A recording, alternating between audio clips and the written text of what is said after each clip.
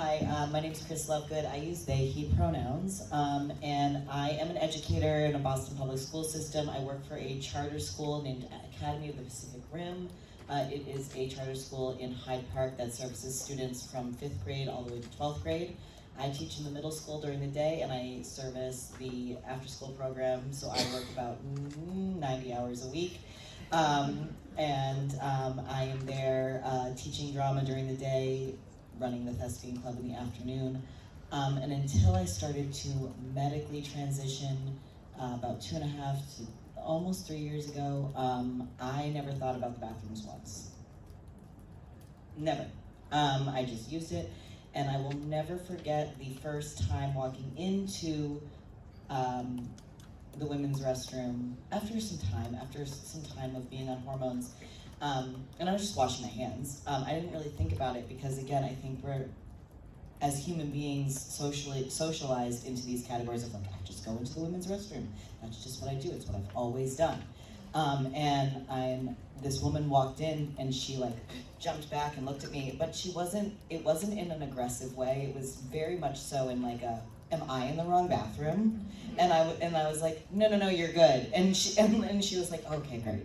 And she like came in, but it was that moment where I was like, wow, the line has been blurred. That was the moment where I was like, oh, the line has been blurred. Like I am starting to physically look different than the gender that I was assigned at birth, which was both euphoric, and then it brought a whole other realm of questioning into my head. Then I started having to think about the restroom much more strategically every time I left the house. Even today, I am only in New York for today. I took a 6 a.m. train to get here. I ran right off that train to go meet my colleagues for lunch. I'm sitting at lunch. I have to go to the bathroom, and I'm like, I don't know if I'm gonna be able to go to the bathroom because it may just be gendered. So I have to make a decision. Do I wait? Do I figure it out? Is it okay? Is it safe? I don't know. Those are things that like never really entered my mind until this experience happened. And working in the public school system, when we came back from COVID, my school that I was working for at the time, which is not this current school, but of my former school, decided we're gonna try to do inclusive restrooms. But they had a very short-term solution to it. They just slapped an all-gender sign onto both bathrooms and said that's it, but gave no conversation, no discourse, no nothing. This is high school, we're talking 9th and 10th graders. So we can assume and understand that what happened was that students were just not using that appropriately. They were going into wherever they want. It then became the exact opposite of what we were trying to do. It became a very unsafe space very quickly. Girls, people who identified as female did not feel safe going to the female restroom because lots of boys were just hanging out in that restroom. There were lots of different things that were happening because there wasn't a conversation, there was just a quick fix of let's just slap this on here and say we're gonna be inclusive. And that wasn't really a solution. So I know that that's not the solution that works in education spaces. The current school that I work at still has gendered restrooms. They do have 2 accessible restrooms that are all gender and on the first floor of the school, which is helpful if you're in the high school, not helpful if you're in the middle school, which is the 2nd and 3rd floor. There is an elevator, but again, it's restricted. You need a pass. You only can have an elevator pass if you have a medical condition. If you're a student, if not, teachers have access to it, which is fine, but it doesn't help a student who needs that. The only other solution they have is to beg a teacher to use the teacher restroom, which is like in a locked area, which has happened. I have a few students who will ask me that because they consider me a safe person, and I will allow them, and I will walk them to the bathroom and open it for them.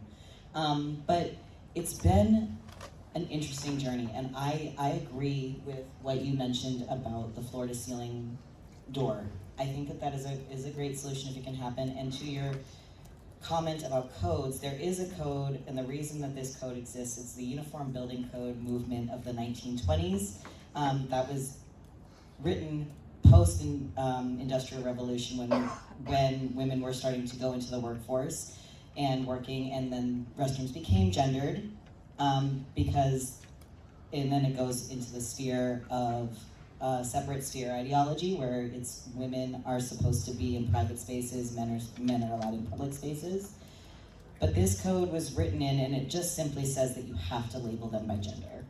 And that's the only there's one line in this long list of this code of movement, and it was written in the 1920s, and there it rests and there it stays, which is probably why that had to be put on the wall, because they have to follow the building codes. I had a thought today during our lunch when we were sitting about having these open spaces with sinks and lots of walls of just closed single bathroom doors. Imagine going to the theater, right? I'm a drama teacher, so like imagine for a second that you're going to the theater, you're seeing a play, Act 1 intermission happens. What do you see happening before Act 1 happens? There are people running from the aisle, because especially people who are assigned female at birth or cisgender women, running down that aisle because they know that line is going to be wrapped around, and you only get 10 minutes, okay? God forbid you're running and there is a person who is a wheelchair user sitting in the corner and they're turning to go, and then you end up having a collision. Imagine if there was just all of the restrooms in a sink and everybody could just flow in organically, how wonderful that would be in a theater, so that everybody could get to use it and not feel this sense of rushing and moving, because again, it's about fulfilling a service or like something that you need. It's about going to have safety and just using something and going about the rest of your day. I have a lot of euphoric moments as a transgender person, and I do believe that this has been like the best thing to have happened to me, but when it comes to using the restroom, especially in a public place, that is like one of the things that really gives me the most anxiety in a day-to-day place, and why I think subconsciously I do get anxious going to new places. Because if I go to the same places all the time, I know exactly what I'm doing, I know where I am, I feel safe. If I'm going to somewhere new, like Pensacola, Florida, when I had to go down and visit my brother-in-law, and I was in the airport and there was no family restroom, only 2 restrooms, and one person already said, "Excuse me, sir." So, and then they saw me and I had to go to the bathroom and I had to use the public restroom in Pensacola, Florida, in the male's restroom. That was a terrifying experience for me. Because I didn't know, and this was like November, so I did not know what I was gonna get when I walked into that restroom. But it was very scary, and I feel like I held my breath the whole way. So, I would love for it to just be a lot easier for all of us to be able to use these spaces. And with that, I think I will share the time.